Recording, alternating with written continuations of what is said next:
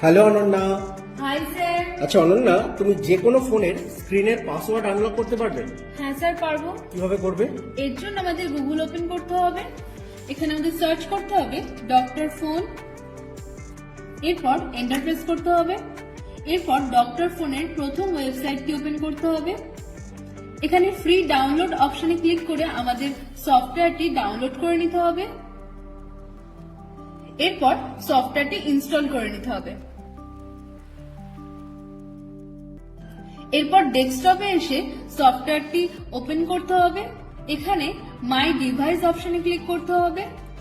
এরপর ইউএসবি কেবল দিয়ে ফোনটিকে কানেক্ট করে নিতে হবে। এরপর টুল বক্সে ক্লিক করতে হবে। এরপর এখানে স্ক্রিন আনলক অপশনে ক্লিক করতে হবে।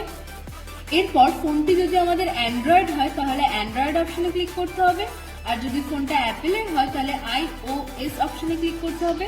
এখানে আমরা অ্যান্ড্রয়েড অপশনে ক্লিক করলাম। এরপর এখানে নেক্সট অপশনে ক্লিক করতে হবে।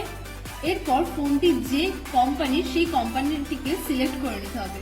এরপর মডেল নাম্বার সিলেক্ট করতে হবে এবং যা যা স্টেপ আছে পরপর ফলো করতে হবে, তাহলে আমাদের ফোনটি আনলক হয়ে যাবে। বাহ, খুব সুন্দর দেখিয়েছো। Thank you sir. ওয়েলকাম।